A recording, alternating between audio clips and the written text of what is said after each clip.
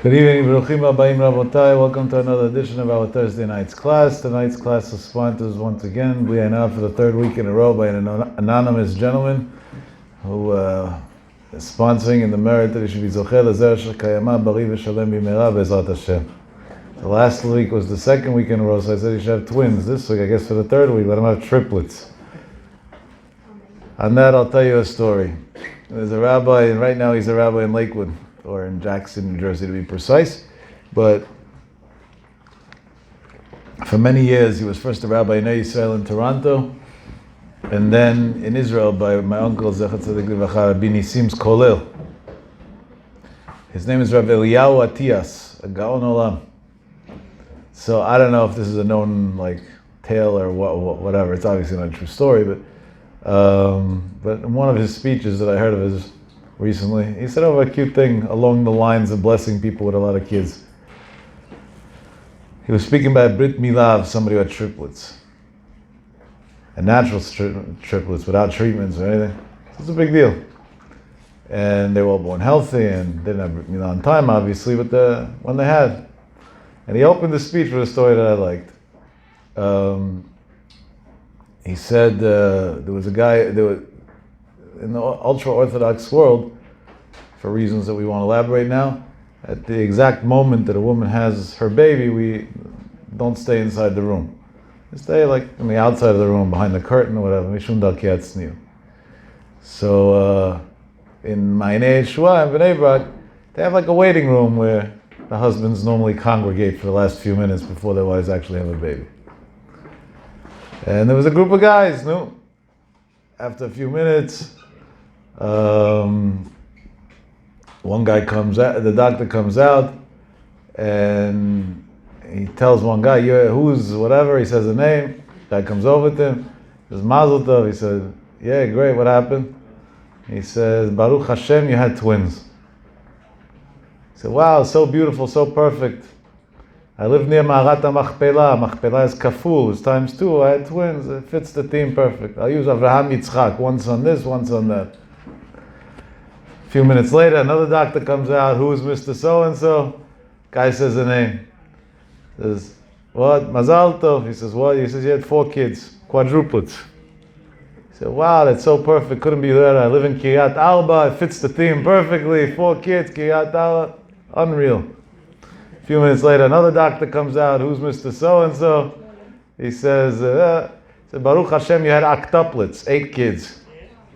He said, what could be better? I live in Kiryat Shmone. No, fits the theme of the town. I'll be known in Israel. The government will give a lot of bituach leumi. A couple of minutes later, another doctor comes out, and there's a Hasidic guy who goes running. And he says, hey, you, what's your name? He says, no, don't talk to me. I'm running. He says, why? He says, I live in Mea She'arim. That's what he said. Fine. So I don't know. Triplets. Why not? That's still within reason, right? We're not saying Mea She'arim. Triplets within reason still. B'ezrat Hashem. Anyway, so now L'inyaneinu. I give a disclaimer in advance, and I mean this disclaimer very seriously. I'm not a doctor. I don't have a medical degree, and therefore I have no legal right in any way, shape, or form, or ethical right to voice opinions on medical matters. So even though I know that the outcome of some of the things that I'm going to say are going to have some sort of medical nuance to it, you should understand that medicine was reserved for specialists in those areas, definitely not for rabbis. And therefore, your medical advice you'll get from medical professionals. And don't take medical advice out of anything I say. I'm just going to try and give a Torah perspective on things. And then the actual medical facts, you go to your professional, and al pi halacha, you have to listen to what they have to say, assuming it's a real professional. The world's in chaos, that we all know by now. We were hoping maybe it'll get a little better, or calm down, or stabilize, or people will get used to it. But unfortunately, that's not the case, and it didn't happen. A lot of money was wiped out today. It wasn't a pleasant day for many of us. The markets are not really our friends right now, to put it mildly. Since 1987, there wasn't such a thing. This is a big wake-up call. It's been a lot of years since we had to deal with things like this. And what ends up happening when things like this happen? People go into panic mode. I don't know if any of you try to go to a Walgreens or CVS or ShopRite, or I don't know what the local stores here are today to go shopping, but at least in Jersey, I can tell you, you can't buy a water bottle, a Tylenol bottle, a roll of toilet paper, a paper towel roll. Forget about Purell or anything that for weeks you can't even buy anymore. Simple water bottle you can't get anymore. On the way here, I stopped to fill up gas. I wasn't sure if I was dreaming or I was seeing something real. There was a gentleman in the Quick Check that was taking out of the refrigerators, putting into these green baskets that they have all the single bottles of water and iced tea and God knows what else. That's the level of the chaos that we got. I'm not voicing opinions on what should or should be done and what your stockpile of food at home should or shouldn't be. I'm not a medical professional. That I leave to the CDC. They decide and I follow. But what I do know is that anxiety definitely kills. And it's not doing anything good for anybody. So maybe there has to be a calmer way to go about things. Maybe we could do the same thing and prepare or do whatever we got to do to protect ourselves, but just without being crazy. Staying normal. And that would be a lot more productive. And there has to be some deep message here. I can't tell you I know what it is, but there got to be a deep message here, because if we got to a point that in Israel, the yeshivot had to close down today because they can't have more than 100 people in a room. If that's the point that we got to, that the yeshivot had to close down, that's our only protection in the world. If yeshivas close down, what's left?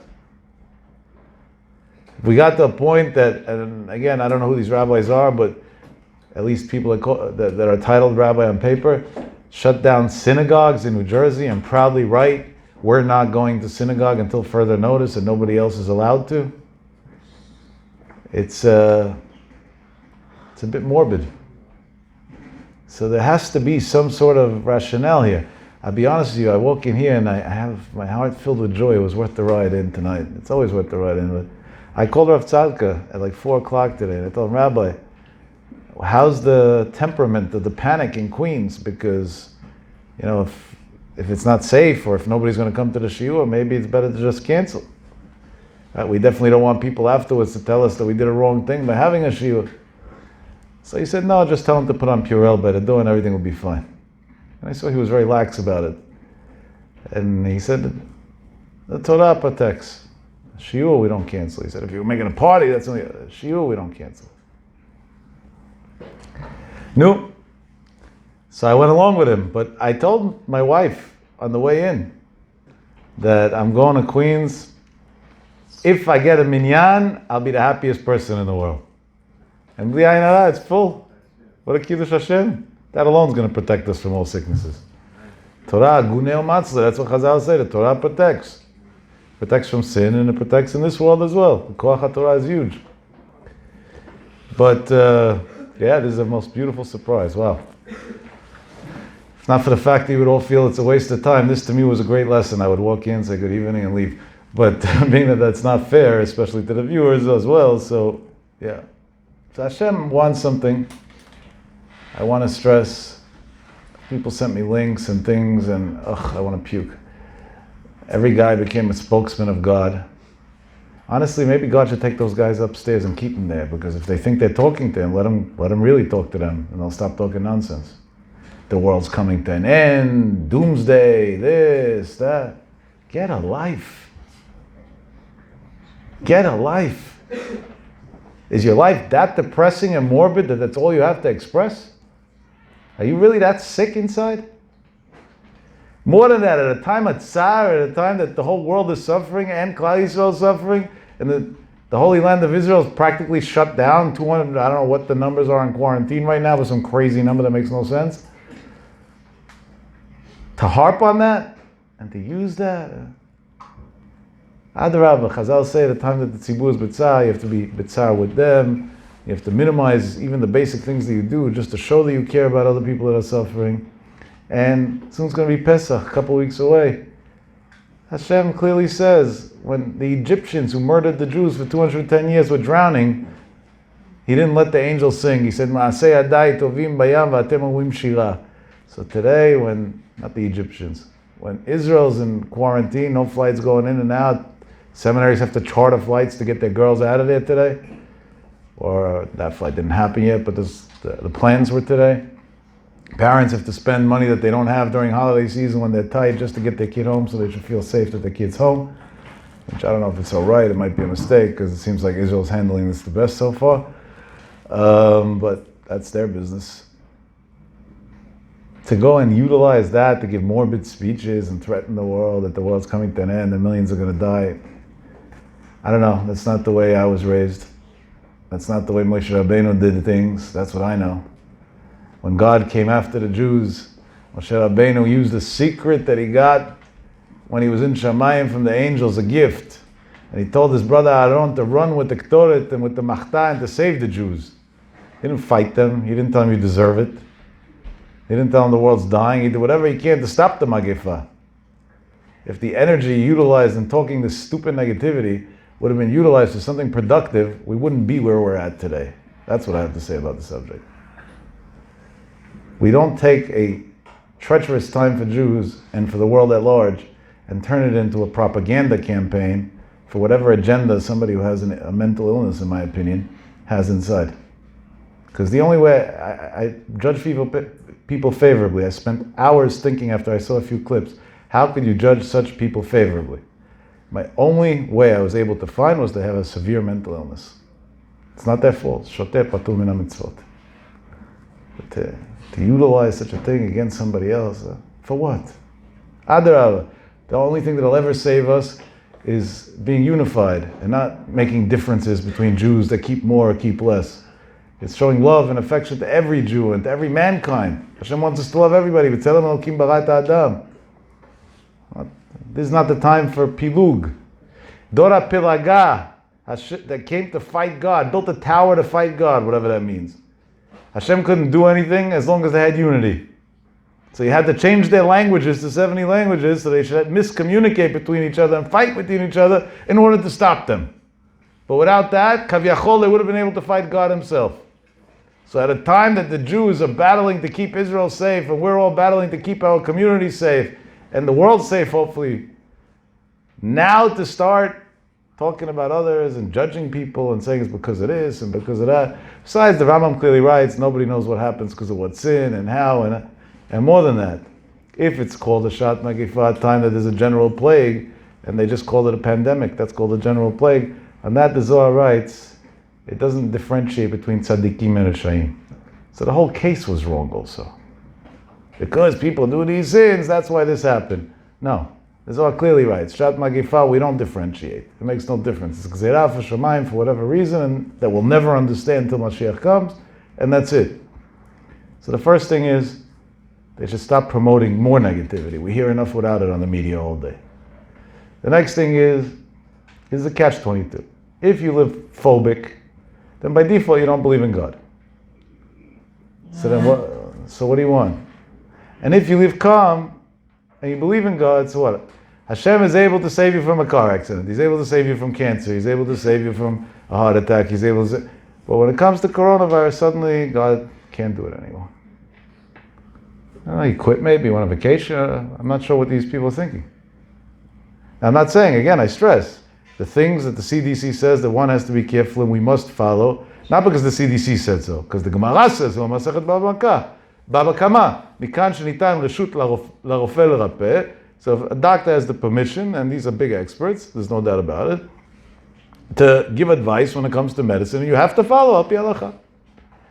So if the doctor said, be careful to wash your hands many more times than you do on a normal day, and be careful of basic sanitary things, which by the way is a good idea even after this coronavirus is gone. I think everybody should always live like that.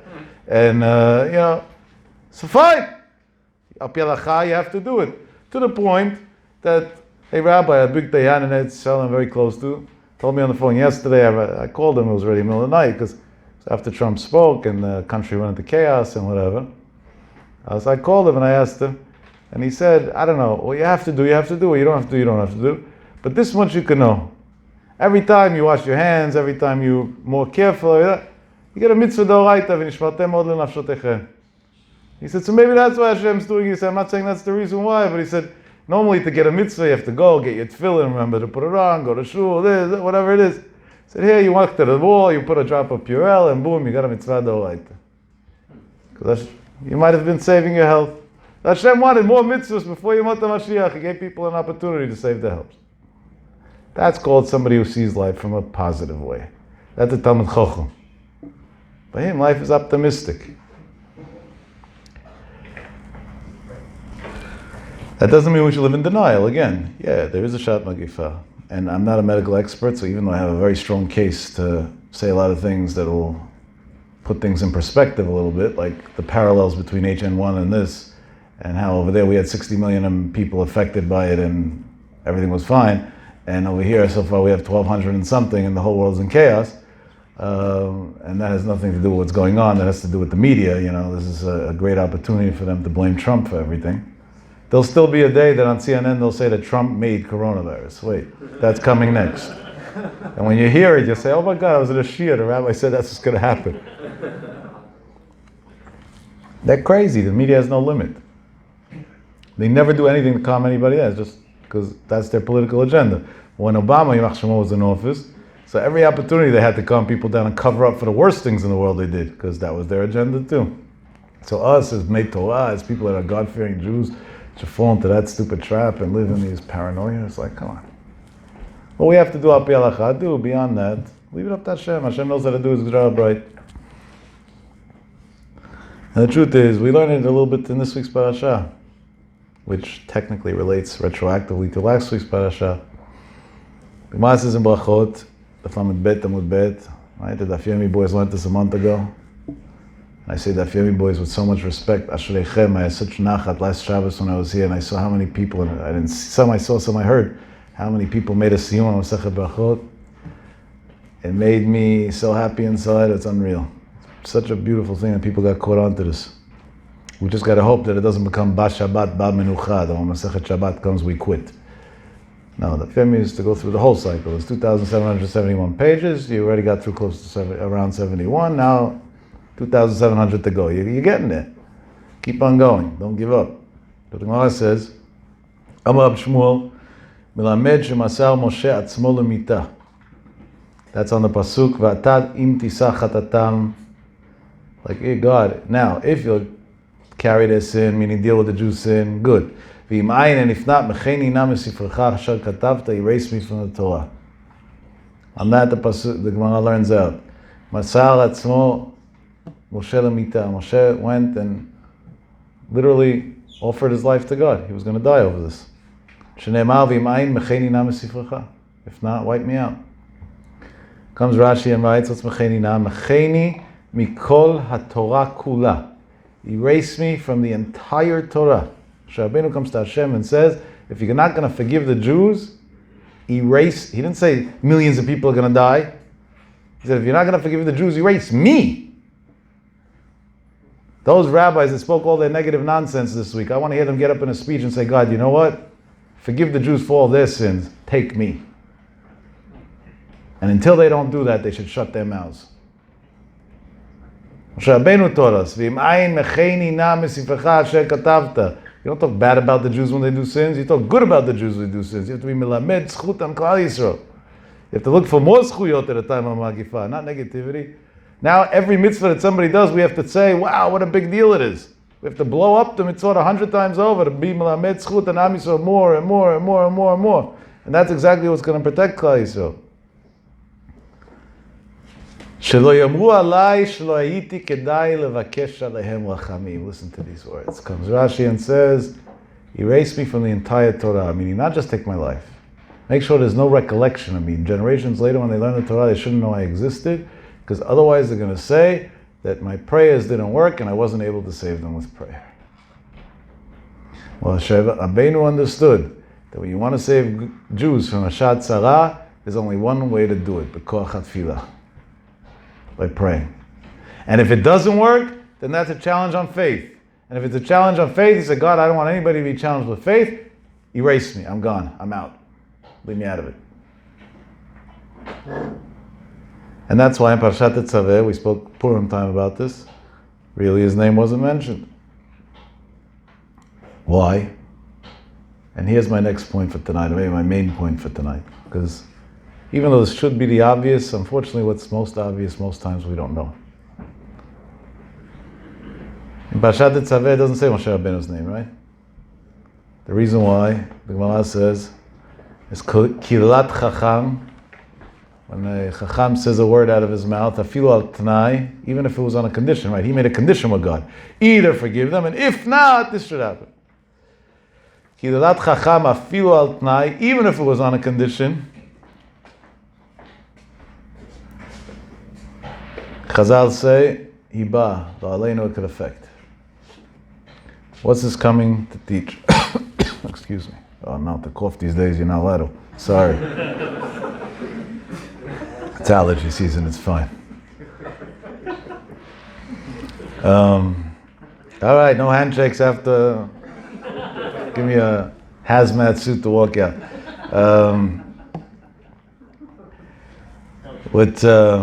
No, it's not a joke, we should be careful.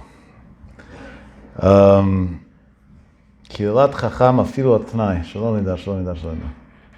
We learn from here a big yisod that we have to be very careful about. That when a person says words out of his mouth, he could literally do harm to himself.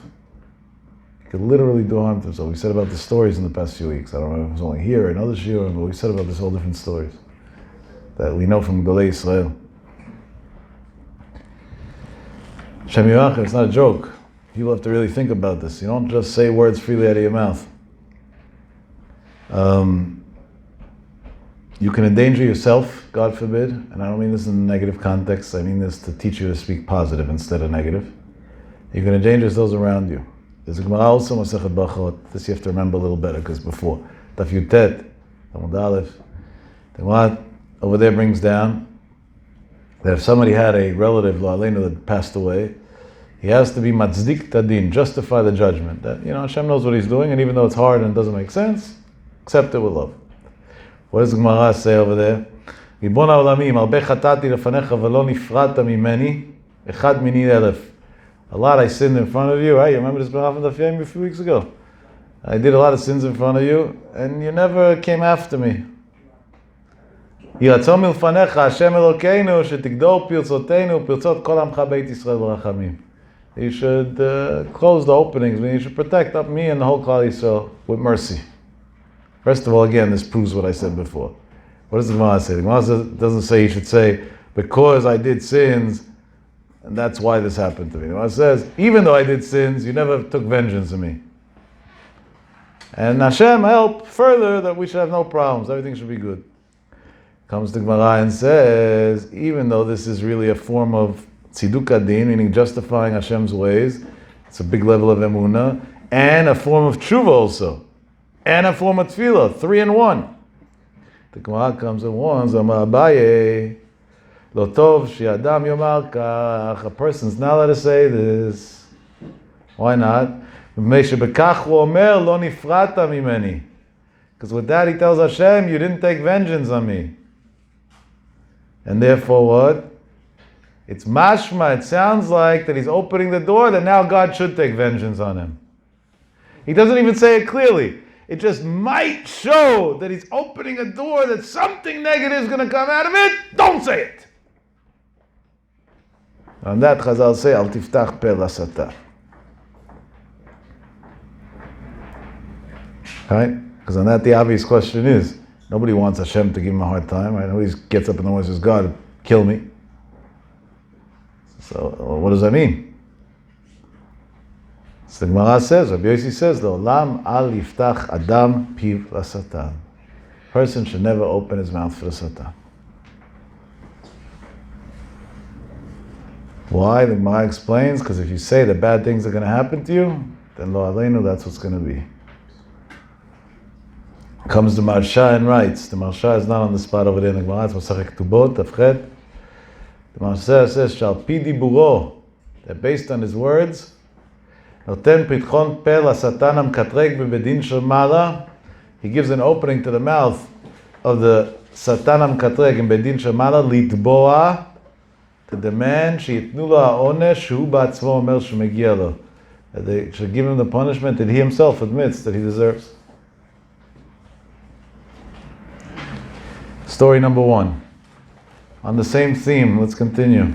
Because we really got to drill this idea into our heads because it's against our nature. Here's the most common example. You wake up in the morning, I'm having such a bad day.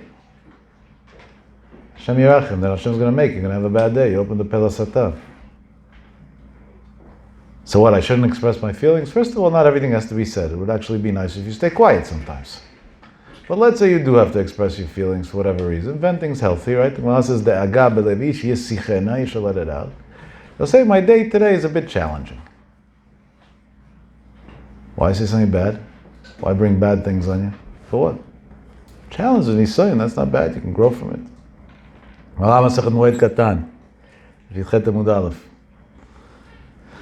The Gemara says over there, Pinchas was the brother of the Amorah Shmuel.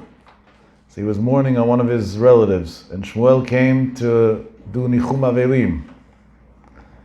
And he saw him with long nails. So he asked him, why don't you cut your nails? What do you mean, why you cut your nails? He's an Avel. But Shmuel holds in the Gemara that you are allowed to cut your nails even, not you, God forbid, that somebody's allowed to cut their nails even when they're an Avel. That's why he asked him that. So Pinchas told him, Ilu haya lecha avelut hayita mezalzel b'zeh kol kach. If you were the one who was sitting Shiva, would have you so easily cut your nails? You also would have taken it more serious, even though you hold it's okay. And the Gemara concludes over there, immediately afterwards, Shmuel became an Avel on one of his relatives. Just from the fact they were having a halacha discussion. Just from the halacha discussion of whether you could or can't cut nails in Avelut, because he used the words, if you would have been an Avel, that was enough to kill somebody, to cause somebody to die, and then he should sit and be an Avel. No, so it switched over. Now Shmuel is sitting Shiva, and his brother Pinchas comes to do Nichum Avelim. Now Shmuel held, you're allowed to cut your nails, so he cut them. And he threw them in front of his brother Pinchas, angry, and he told him, do you argue on what it says, that Hashem made a covenant with the words that come out of your lips? Why didn't you watch your mouth for what you're saying? And the Gemara continues, I'm skipping a little bit and says, we learn it out, how do you know? שנאמר, ויאמר אברהם אל נעריו, שבו לכם פה עם החמור, ואני והנער נלכה עד כה ונשתחווה ונשובה עליכם. He said nashuva in plural. He went with Yitzchak thinking he's going to bring him on the altar, and he's not coming back with him, he's dying. And Yitzchak Avinu came back alive, right? The malach came, the angel came and said by the Akidah, Al tishlach et yadcha el hanav, al taslema, nothing bad should happen to him. Why was Yitzchak saved? Because Avraham Avinu, without even realizing, said out of his mouth, V'nashuva, and we will come back. So Hashem said, he said, we will come back. I have to let them come back. Yitzchak can't die. You see, it's not only in the negative context. If you speak like an optimist, and you say good things, then Hashem Yisborach says, I'm going to give you good things. I'm going to make sure you have good things. But if you speak like a pessimist and predict all the worst in the world for yourself, so what do you want from God at that point? What do you want from God? You did it to yourself. That's what the Gemara is trying to teach us. And when I say you, Chas Shalom, I don't mean any Ben Yisrael, it's Sonei Yisrael only. But again, pay attention to how scary this is, in a good way, in a happy way. Avraham Avinu didn't say it purposely.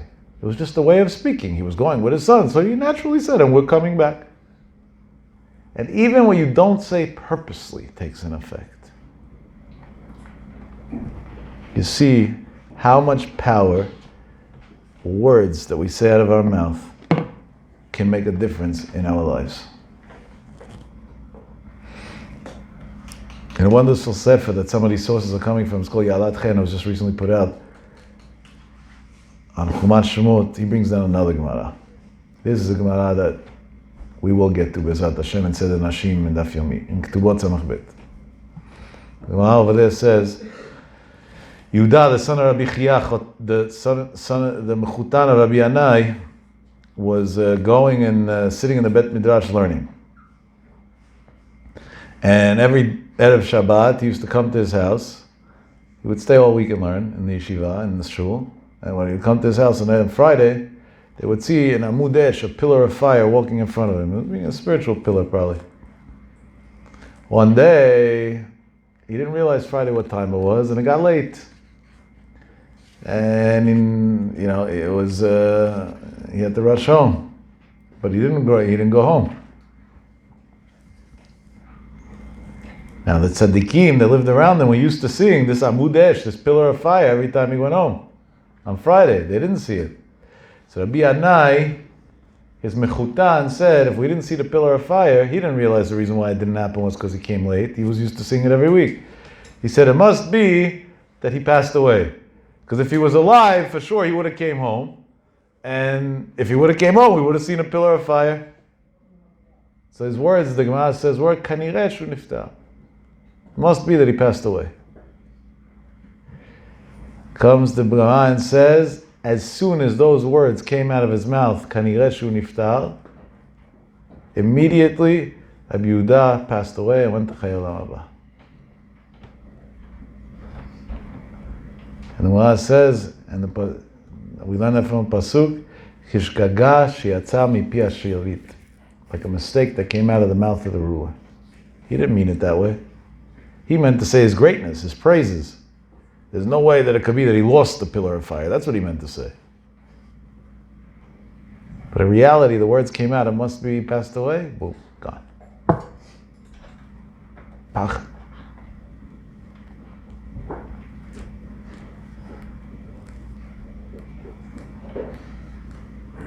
By the way, there's a halakha implication to this idea. Let's say somebody knows somebody who passed away who has no children, no family members.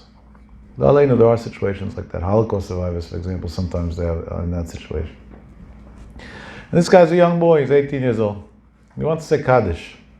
Feels bad, and Neshama, nobody's going to say Kaddish for him. But his parents are alive. Kaddish we say on somebody who died already. Is he allowed to say Kaddish for this person who died, even though his parents are alive? Or is he not allowed to? There's a big deal in the poskim. Sheilot v'tshuvot Matei Ephraim, page Lamed. So over there, the Matei Ephraim brings the in the Halachot HaKadish Yatom, Shar Daled. So the Matei Ephraim brings down, I'm reading his words. L'inyan Kadish Yatom, u'mipnei shetiknu layitomim, ein noagim lo'omro klal mi sheyesh lo av va'em. L'inyan Kadish Yatom, normally Yatomim say, we don't say it at all if somebody has parents that are alive. Shema yakpidu mishum al tiftach pi la-satan. Because maybe there'll be a kpeda, because don't open your mouth for the satan. Because you're not a yatom, what are you saying Kadish Yatom for? Lefikach, im ein aviva v'imo makpidim b'kach yachol lo'amro, afilu mi sheyesh lo av va'em. If he goes to his parents and asks permission, and they say, they agree, then he's allowed to do it. But he ends off, umikol makom ein la'asot ken. You should not do it. Ki im yesham acher she'ein lo av va'em. Only if there's somebody who doesn't have a father or mother already, and he could say the Kaddish. He's not even saying something bad about his parents. All he's doing is reading Kaddish, which is the biggest favor in the world, for a neshama that doesn't have who to say Kaddish on him. It seems like it's the biggest mitzvah in the world. I would say the mitzvah should protect, should give him arichut yamim, if anything. Even that, the Matei Ephraim said, don't do, because it's opening a mouth for the satan. But minan, that can cost the parent's life.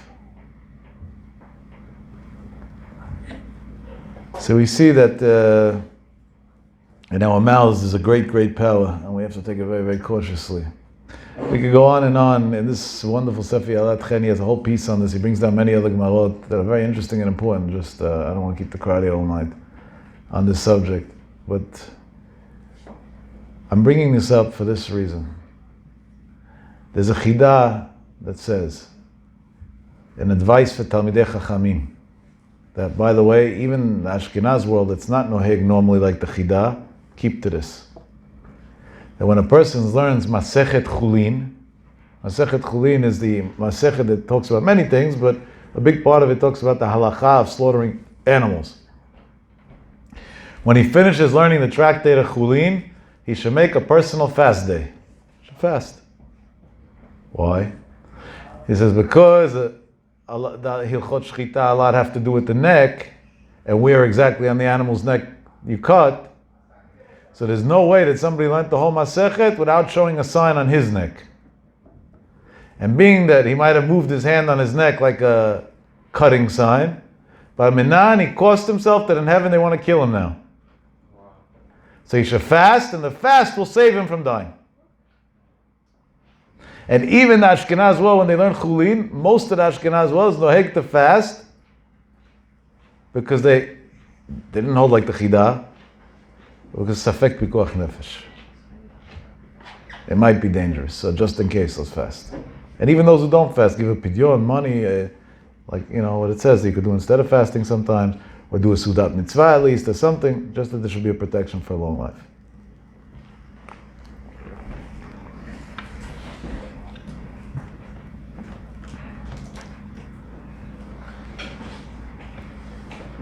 Sometimes people say, I don't even want to quote it, ... dead sick. That's what you want to be? You want to be dead? You're not dying, everything's okay. So why are you saying that for? Why are you opening your mouth for the Satan? So Bifat now, number one, it's allergy season. So allergy season together with Corona is not fun because the symptoms are the same.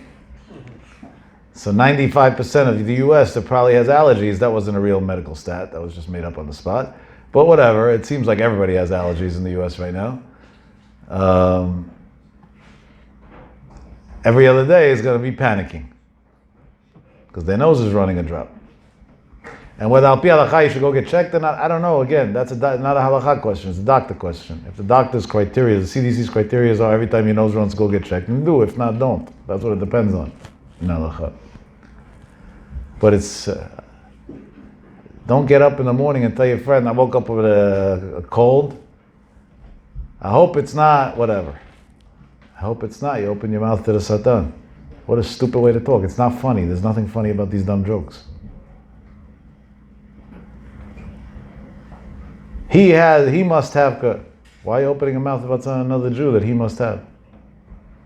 You're putting on him a curse that he should have. And if God forbid something happens to him, he goes up to Gan Eden, and God comes after you as a murderer after 120. Because you caused his death. It's first degree murder in Shammai.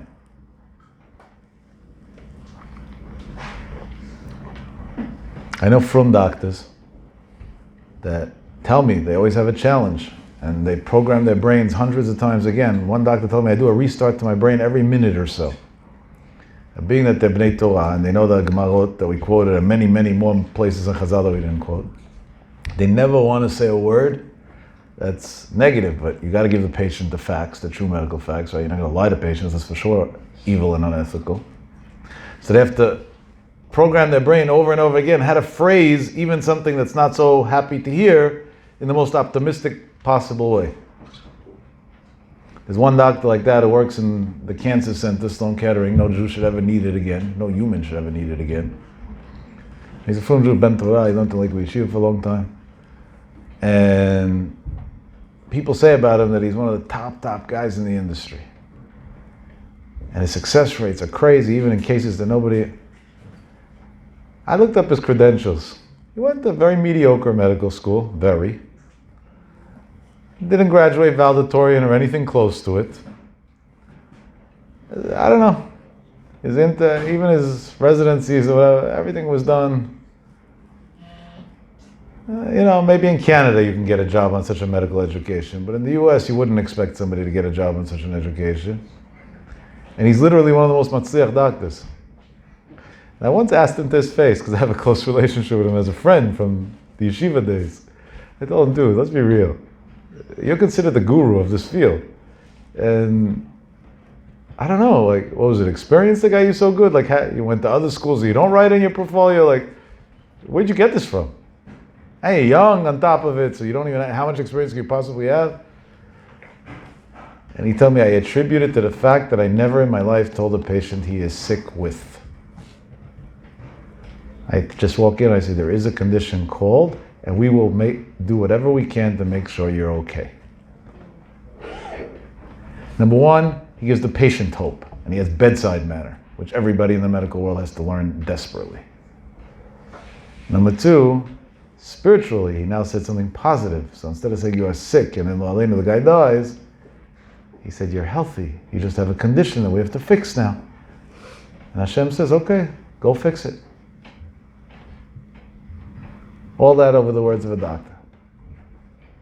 He said that's what he attributes his whole tzedakah to, his whole success to. Unreal. Really unreal.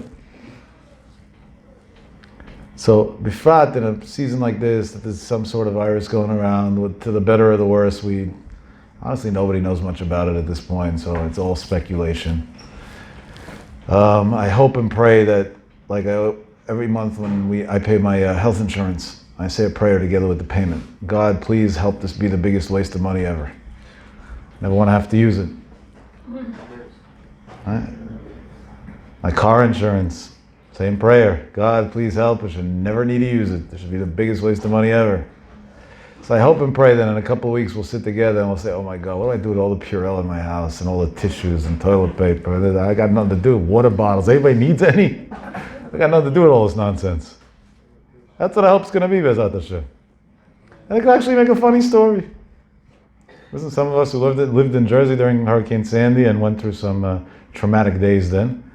Today, a bunch of years later, we look back and we have good stories. We laugh at the whole thing. I'm not saying it was pleasant then, it was horrific then. But years later, it turned out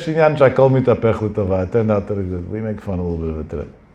But hopefully over here, it won't be at the expense of any more lives. We did lose some human lives along the way. That's very sad.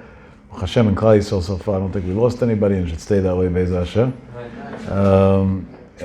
But it doesn't make a difference. Human life is very valuable and it hurts to hear.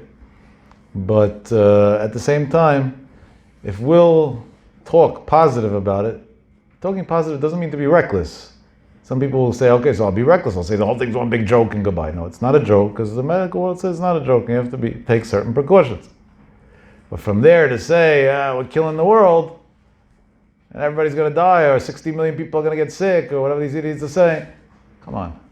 What are you, God? You know what's going to happen? Why predict evil in mankind? I want to believe that in 2 weeks we're past this. 3 weeks we're past it. Why be a pessimist? I hope that Trump comes out the biggest fool in the world for putting a 30-day travel ban to Europe, because in less time than that, we'll be able to travel again all over the world freely, as if nothing ever happened. I got nothing to lose by saying that. If it happens, great. And if not, at least I didn't jinx myself in the whole world. Why be a pessimist? What do we gain by talking negative? And you should learn this lahavdil for every area in life. Right now we're dealing with this situation, that's why I'm speaking about this. But in every area in life, in a lot of times I hear this from people, and I don't judge them chas v'shalom because they're in so much pain, and when people are in pain they say so many things that they don't really mean. But I can't even tell you how many times I heard from people who didn't have children for a bunch of years, I'll never have kids. Why are you saying that?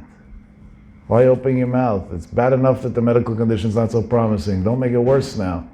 Don't have a curse sitting on you on top of it. I'll never get married. I'll never make money. I'll never have good luck. Everything I do goes wrong. These are all very common things that are said. Everything I do goes wrong. Yeah, Hashem says, no problem. I agree. Why not get up in the morning and say, everything I do will go right? You'll have a few disappointments along the way, big deal, but at least you brought some good energy to the world. There's a chance something will go right. Why jinx yourself in simple English? Why ruin it for yourself? And this I'll tell you from experience. Those who know me on a personal level will understand this better than others. I don't exactly live a conventional life for many, many years. By choice. By deliberate choice. My life's hefker for Klal Yisrael. I'm very happy. I love it that way. But let's be real, Verizon and Con Edison and whatever, they don't accept that story, I'm helping people, right? They need to get paid.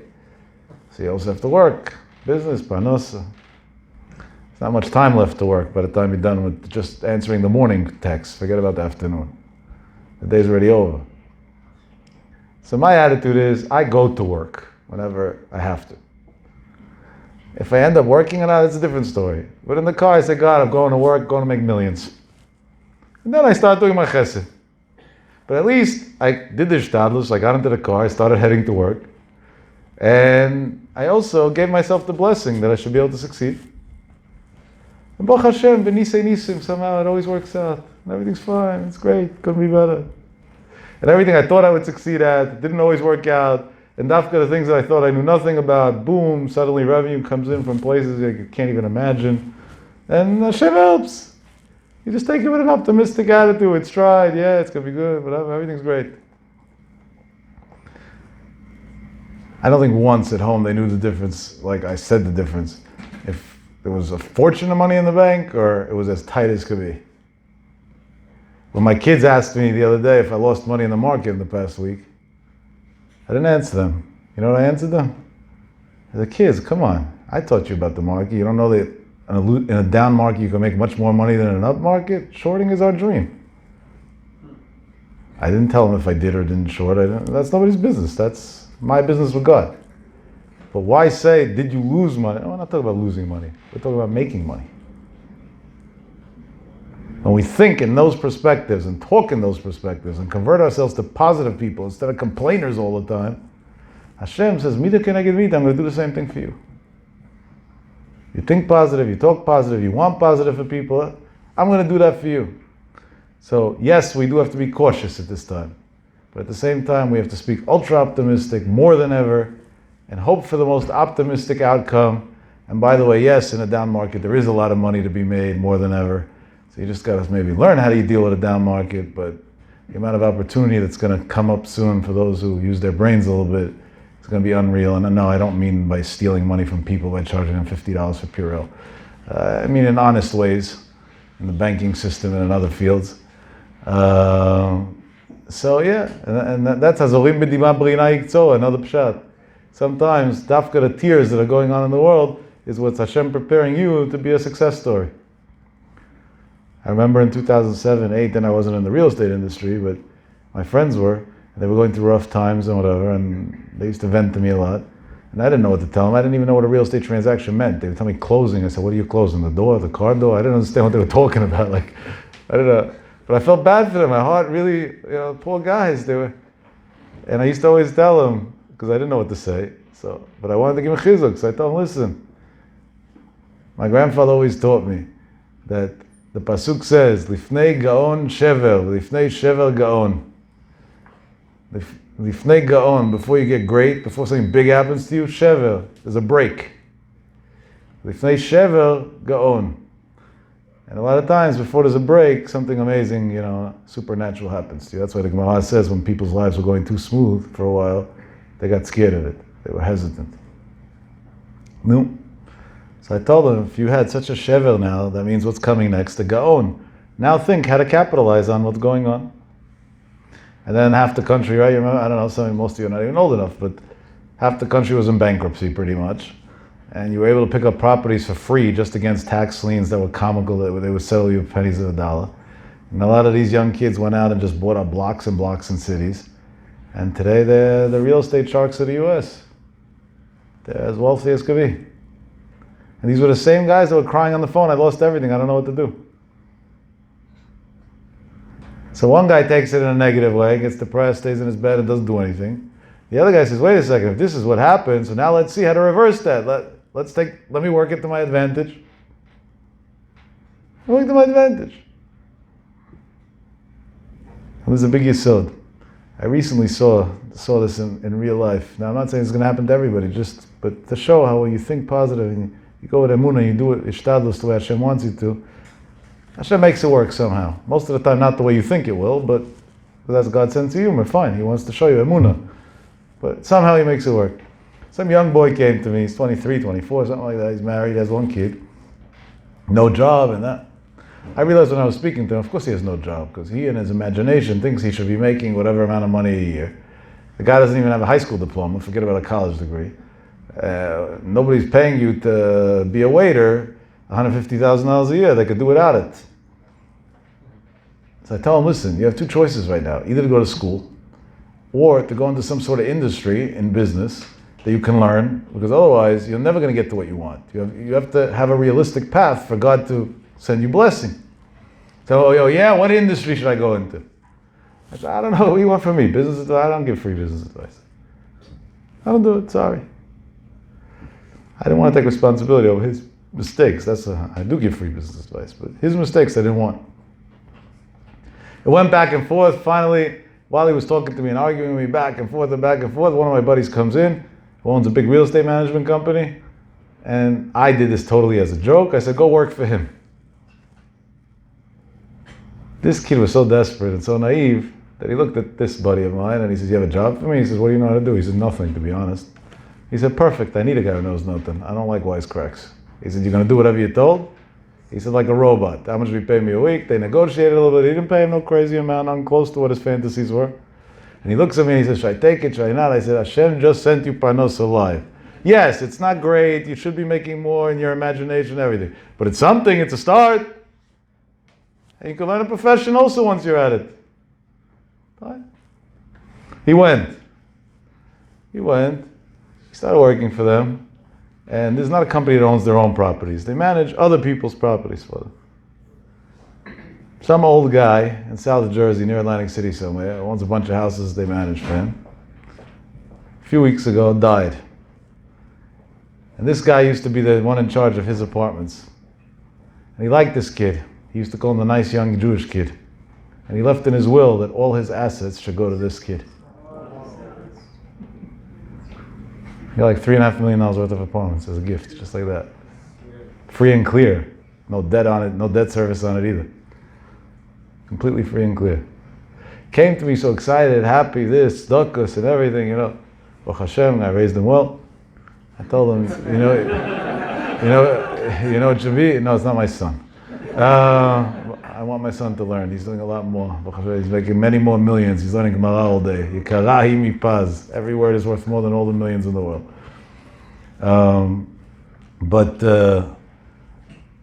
when he comes all excited and that, I tell him it has nothing to do with me. Yes, you should give the check. That I agree with. But it has nothing to do with me. He says, so what does that have to do with? It has to do with the fact that finally you understood that instead of being a pessimist and saying there's no jobs that'll pay me and there's no way I can make money and no and no and no, say, okay, I got something. It might not be the best, but this is what Hashem wants now, so it's perfect, and let's do it. Once you were willing to go with God's plan instead of fighting your plan, so God's plan worked out just perfect. Said, and besides, from the day you got the job, you suddenly realized being productive is better than being a loser. So you were a happier person, and you spoke more positive, and everything about you was more positive. And I don't doubt that had an effect on you too. And I really believe that from the depths of my heart. And with that I conclude, Hashem should help, that we should talk only positive, and we should never, God forbid, say about ourselves that something's not well or this or that. We should just talk factual. I'm not feeling my best. Forget about the word sick. Nobody's sick. Everybody's healthy. Everybody's good. People don't feel well sometimes. Fine, that's a circumstantial thing. Hashem should send the refuah to all sicknesses in the world, to all circumstances that people have, and to all things. You know. Today they already think they're going to cure HIV, so if they can do that, then it's not they. Hashem sent the cure. If they can do that, I don't know what else, you know. Hopefully next will come all the other things that need to be cured in the world, like cancer and others. And it's not far away, Be'ez Hashem. Because Hashem wants people to be healthy. So we should go with a rational approach. The technical things that have to be done, Mishum Ishtadlus. Again, I stress, and I said it 4 times because I don't want anybody to misunderstand. My message wasn't to be reckless. My message was to be an optimist, to be careful what you say, but also take the necessary precautions that the CDC require. Because Hashem gave the Goyim the power, Chokhmah ba'Goyim ta'amin, that the medical world has the right over medicine, and we don't mix in with what they're good at. Everybody does what we're good at. We're good at praying. We should pray, the Klal Yisrael should be safe. They're good at calling shots, and when it comes to medicine, we should listen to their advice and do according to their advice. Hashem Shalta, we should never need their advice anymore. It's almost Nisan, Nisan Nigalu, Mashiach came in Nisan, Nisan Atidim Nigael. Hopefully he'll come again this year, Nisan, we should already eat. Could be Hashem, I'm not saying this in reality, just my optimistic way of thinking. Hashem shut down all the flights to Israel because he said he's going to take us al kanfei nesharim, on wings, on the wings of eagles. And everybody always said, what does wings of eagles mean? It must mean a plane. Pasuk says al kanfei nesharim, he shut down the airport, so we go back to the eagles. So maybe that's also a sign of Mashiach. No, we could. Maybe that's another way that Hashem wants to bring us to Yisrael, Be'ez Hashem. We should see Yeshua Gdolah and everything good.